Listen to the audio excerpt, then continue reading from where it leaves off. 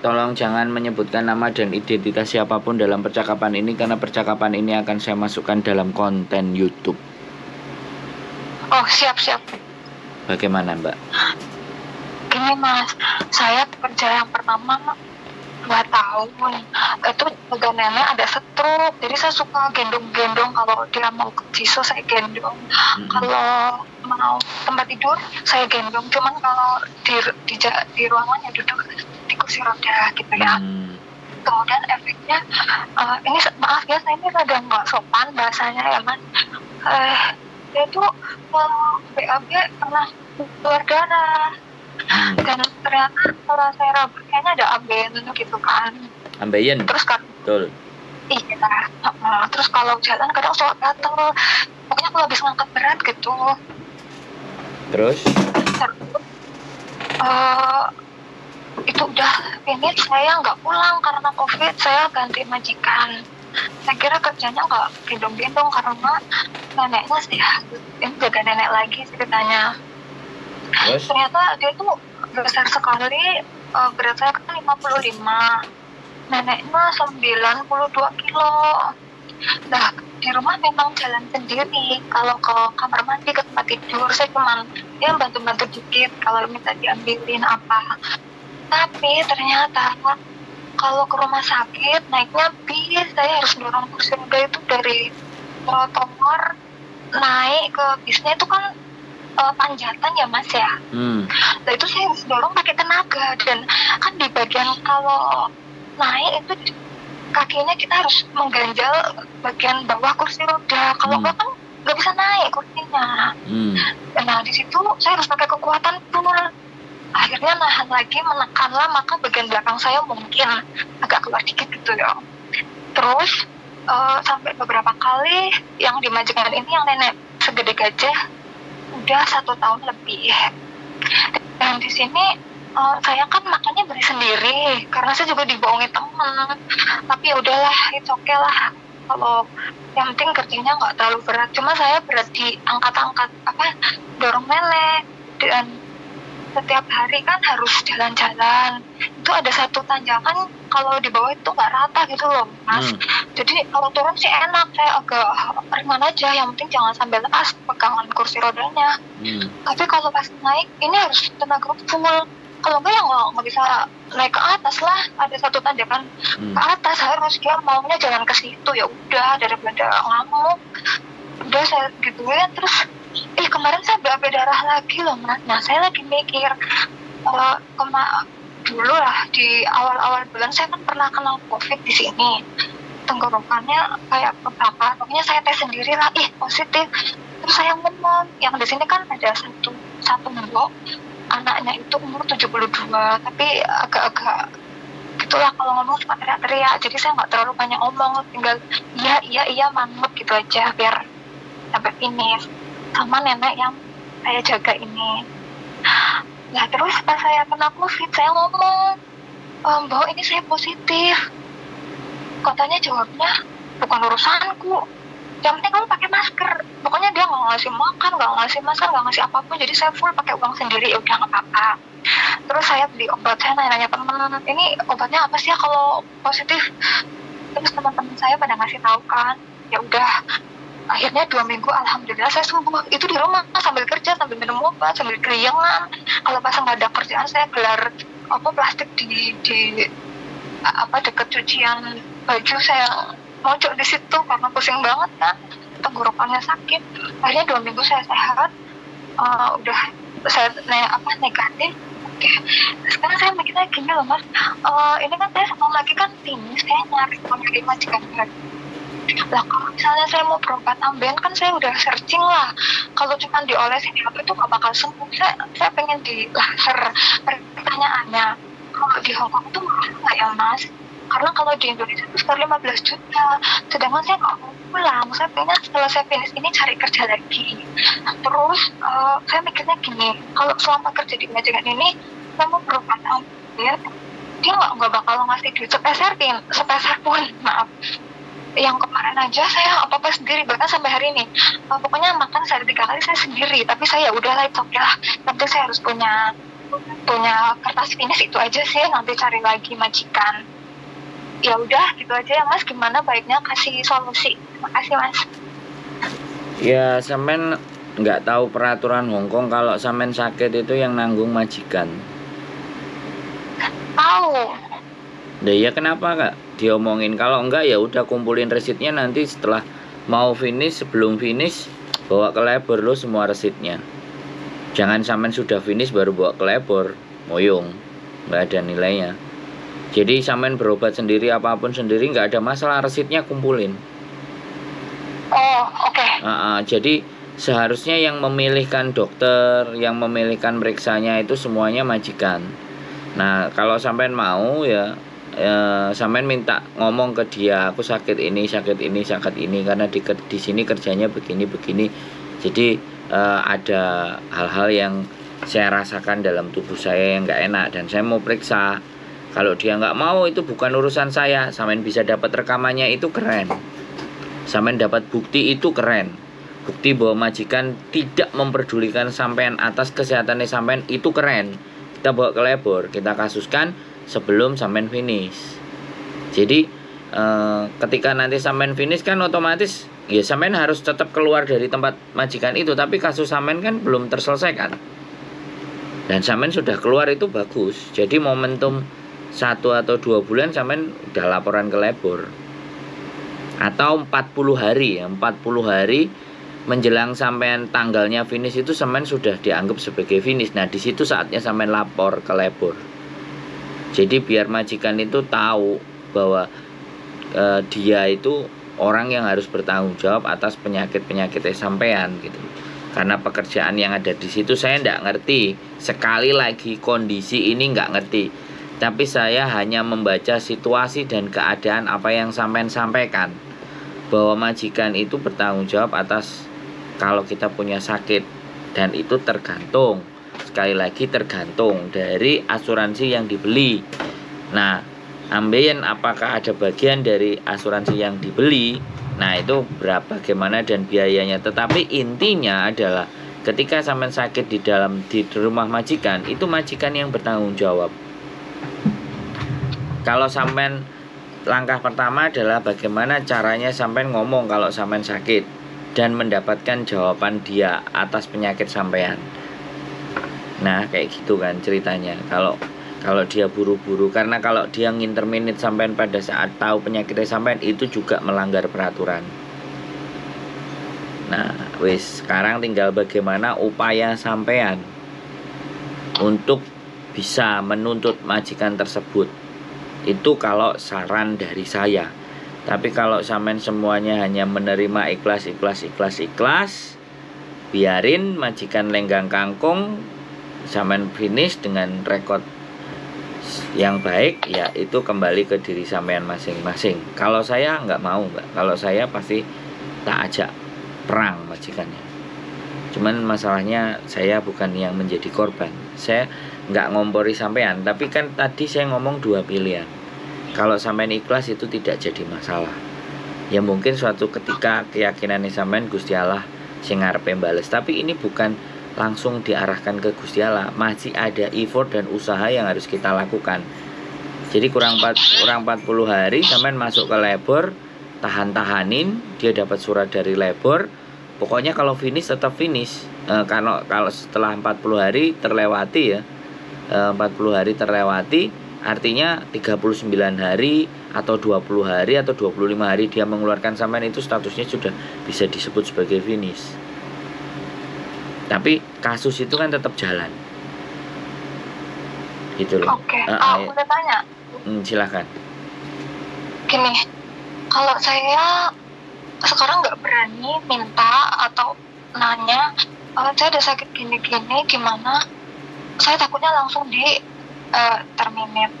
Kalau misalnya saya periksa sendiri, itu rutin saya kumpulin, pas mau finish saya kasihin, saya minta ganti rugi, terus nanti saya tambah rekam juga. Kalau kayak gitu gimana Mas? Saya nanti cari majikan lagi biar nggak pulang Indo maksudnya. Ya itu nggak ada masalah. Cuman kembali lagi ketika sampean melaporkan labor, pertanyaannya labor, kamu ngobatin sendiri, kamu jalan sendiri. Kenapa kamu nggak minta sama majikanmu? kenapa kamu nggak ngomong sama majikanmu, saya takut, saya gini gini gini. Nah, itu tidak dapat diterima alasan tersebut sama labor. Nah, kalau sampean mau nuntutnya ya menjelang finish 40 hari. Oh, Saya tadi bilang jadi 40 hari Kak, menjelang finish itu sampean udah dianggap finish. 39 hari, 37 hari, 38 hari menjelang tanggal finish sampean, tanggal visa sampean habis itu sampean sudah dianggap finish. Jadi kalau dia mau ngeluarkan di tanggal-tanggal itu gara-gara sampean sakit, lebih enak lagi buktikan. Jadi belum waktunya finish dia sudah ngusir kita, itu tambah menang maneh kasusnya sampean. Bisa dipahami nggak? Peraturannya begitu, nggak boleh interminate ketika tahu kondisi CC-nya sakit. Yang ada harus diobati. Itu ada, dalam undang-undangnya ada. Tergantung sampean. Kalau sampean nggak mau sekarang, sampean wis nggak bisa nahan sakitnya sekarang, hanya mempertahankan finish, itu sampean keren. Tapi bisa nggak? Gitu loh. Sampean menahan rasa sakit. Kalau sekarang sampean biayai sendiri, ketika labor tanya seperti itu, sudahkah ngomong dengan majikan? Sudahkah bilang sama majikan? Belum. Selesai sampean. Paham nggak? oh, Jadi paham. sampean nyoba ngomong 1 kali 2 kali nggak apa-apa. Aku mau berobat, kamu mau tunjuk dokter mana, kamu mau kasih izin dokter mana. Begitu dia jawab, sakitmu bukan urusanku. Nah, kalimat itu loh yang keluar dari tempatnya dia. Itu yang kita buat trap, jebakan Batman. Nah, sekarang tinggal kondisi sampean sudah. Jadi saya sudah menjelaskan strategi apa yang harus sampean jalankan. Tergantung, nggak tahu sampean mau jalani sendiri apa enggak. Karena kadang-kadang teman-teman itu ketakutannya itu lebih menguasai daripada logikanya. Jadi tidak ada yang berani teman-teman itu. Saya juga nggak ngerti, padahal buat dirinya sendiri, bukan buat orang lain. Hongkong memang begitu, Mbak. Namanya majikan. Kalau kita di Indonesia ketemu orang Cina, ya kan, pasti ngomongnya kita akan perhitungan banget, pelit banget kan. Ini Hongkong itu turunannya orang Cina, Mbak. Jadi sama, kurang lebihnya sama. Kalau bisa semuanya dia gak ngurus, gak ngereken, sakarepmu. Kowe loro, kowe mati, kowe modar, aku gak ngurus, penting aku bayari awakmu. Nah, kalau udah kayak gitu terus gimana coba? Karena kita Yane CC ini orang yang baik-baik, sabar, selalu pakai hati, jatuhnya didek-didek lah, wis terserah sampean. Bisa, sudah punya gambaran. Punya. Nah, Saya tergantung pengennya sampean. pas 3 bulan sebelum finish mau berobatnya, mau tanya dulu juga. Apapun jawabannya, kalau itu saya siap banget. Gimana? Nggak apa-apa, pokoknya intinya sampean diizinkan dan tidak diizinkan dia. Sampean mau berusaha mau ngobatin sampean sendiri itu juga no problem, ya kan? Tapi bagi saya kok eman bahwa peraturan itu di sini ada. Ya kita berpatokan sama peraturan itu aja. Nek sampean gelem, nek sampean gak gelem kan kembali ke diri pribadi sampean. Intinya saya memberikan sesuatu, duduk permasalahan pada masalahnya. Saya bukan agent sampean, jadi saya nggak bisa juga ngomong ke majikan sampean. Yang bisa ngomongin adalah agentnya sampean. Kadang-kadang anak-anak agent yo gak reken karena sudah gak enek duite. Staff agent wis mari ya wis. Nah, makanya baik-baiklah memilih agent yang bisa membantu dan membela sampean. Kalau sampean ada sakit A, sakit B, sakit C, bener loh itu, sampean bisa cek tulang belakang sampean juga. Ngangkati orang-orang segede gaban itu ada dampaknya loh. Itu risiko pekerjaan. Dan Hongkong itu mengakui mengatur hukum perlindungan terhadap para pekerja. Bukan hanya pekerja migran, bukan hanya CC juga, tapi pekerjaan-pekerjaan di luar sana. Makanya harus diikutkan asuransi, diikutkan pelatihan. Terus kalau mati tiba-tiba dalam pekerjaan, klaimnya bagaimana? Kecelakaan dalam pekerjaan, Hongkong itu concern, Mbak, ngatur itu. Cuman anak-anak ya wis lah, aku mau maafan, mau ruwet wis tak tampani kanthi ikhlas. Lah nek jawabane ngono, aku ya wis muga-muga sampean sehat selalu, kuat, dijauhkan dari bahaya. Jadi kan kayak gitu aku ngomongnya. Wis. Boleh Ya. ngomong ya Mas? Mau ngomong aja silakan. Sampean nonton kontenku Bener. ini. Nonton kontenku iki ngerti. Boleh saya ngomong gak nyerobot. Pintar berarti wisan. Gimana? Apa ya, bener, emang rata-rata cece itu lebih besar ketakutannya. Kayak saya kan ya punya anak, suami nggak ini, jadi semua anak saya pikir yang penting kerja dapat duit, yang di rumah cukup, saya juga pegang udah. Maka ketakutan itu lebih besar Mas, kayak mau ngomong takut di interminate. Kayak ini saya langsung mikir, kalau gitu 3-4 bulan sebelum finish deh aku berobat, aku tanya dulu ke agent, lalu tanya ke majikan, terus nanti jawaban dia apapun itu, ya pokoknya aku berobat, nanti resepnya aku simpan. Kalau dia mau maksudnya ngarahin, nanggung, oh iya oke. Kalau misalnya enggak, pahitnya aku tetap mau periksa sendiri, terus aku simpan baik-baik, lalu terakhir aku tuntut di labor. Paling kayak gitu ya Mas ya. Iya nggak apa-apa. Sampean ngomong sekarang aja. Terus sampean punya bukti dan ada rekaman. Nggak usah nunggu mau finish. Sebenarnya itu ndak ada menurut saya ya ndak ada masalah. Tinggal sekarang mengambil posisi-posisi seperti itu tuh sampean sing bingung dewe gitu. Menurut aku nggak ada masalah. Kan hari ini cuman ngomong. Ya kan lapor. Aku punya sakit. Aku mau periksa. Aku mau ambil jadwalnya semuanya. Nah dia ngeresponnya kayak gimana? Jadi kalau sampai tanya 2 kali dan 3 kali responnya semuanya sama dan sampai punya rekamannya, that is the power. Itu kekuatan. Sampai jangan takut minggu depan, tahun depan nggak dapat majikan nggak. Sekarang balik ke keyakinannya sampean. Kalau sampean jadi orang baik, jalan itu pasti ada. Nah, sampean kadang-kadang yakin nggak dalam diri pribadi sampean yakin dan nggak? Dan sampean yakin nggak kalau Gusti Allah itu akan selalu memberi jalan dan rezeki buat orang-orang yang mau berjuang, buat orang-orang tercinta itu jihad, Mbak. Nah, itu keyakinan itu yang tidak tertanam dalam diri teman-teman. Sehingga ketakutan itu jauh lebih menguasai daripada keberanian. Entak kuliahi sampean piye jalan. Ayo. Wis ndang sampean ngomong.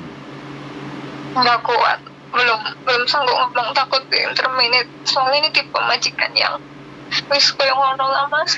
Iya makanya. Jadi gini loh. Sampean nggak benar-benar yakin di mana Gusti Allah itu ada di samping sampean dan akan membantu. Sampean itu tidak yakin dengan itu.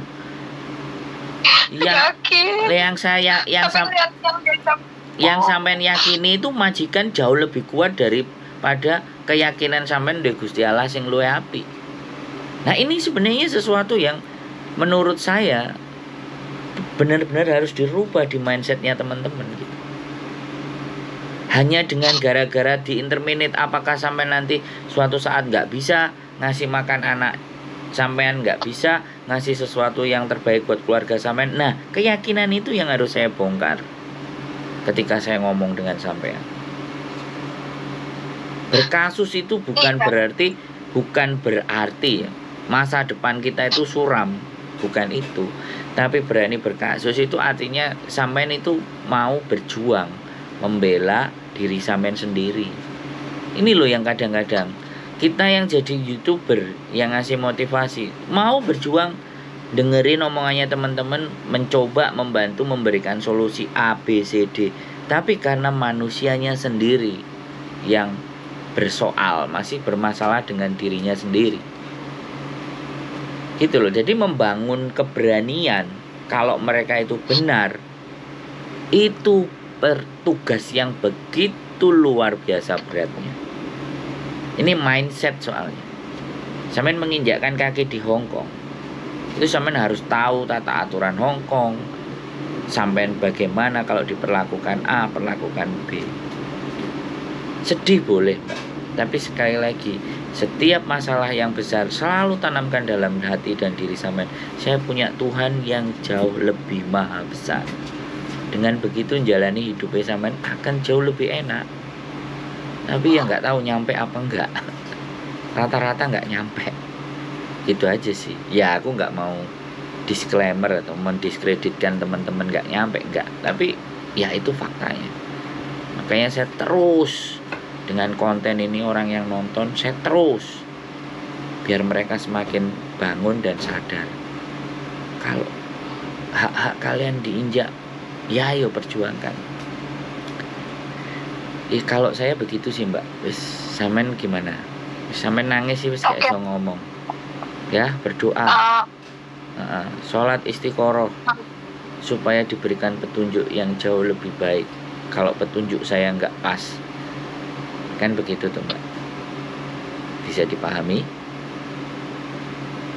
Petunjuknya Mas Andrew itu bagus, bikin saya tambah pengetahuan. Cuman mungkin mental saya yang belum siap. Kalau saya ngomong malah jadi interminute, itu aja sih. Terus terang aja. Jadi kalau 3 bulan atau 4 bulan sebelum finish saya mau ngomong berobat itu saya siap banget apapun resikonya. Saya coba. Kalau sekarang saya nggak mampu. Terus, jujur aja.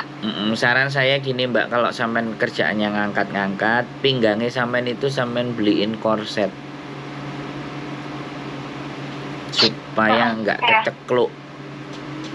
Itu salah satu upaya kita untuk menjaga badan kita. Pinggang mbak, yang paling bahaya itu pinggang. Sampean kasih korset, cari di maning kayak apa, kayak pokoknya setiap sampean kerja dan ngurusi ngangkat itu pinggang sampean harus diselamatkan. Gitu aja. Ada lagi kira-kira yang mau dibahas mbak?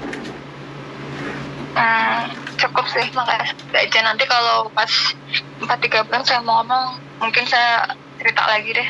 Sampean boleh, sampean boleh curhat dulu sama Lebur. Ada nomor teleponnya. Silahkan, monggo. Saya minta mas, minta boleh mas? Nanti tak kasih coba. Oke. Makasih bang. Yo. Assalamualaikum. Waalaikumsalam warahmatullahi wabarakatuh. Iya bojoku?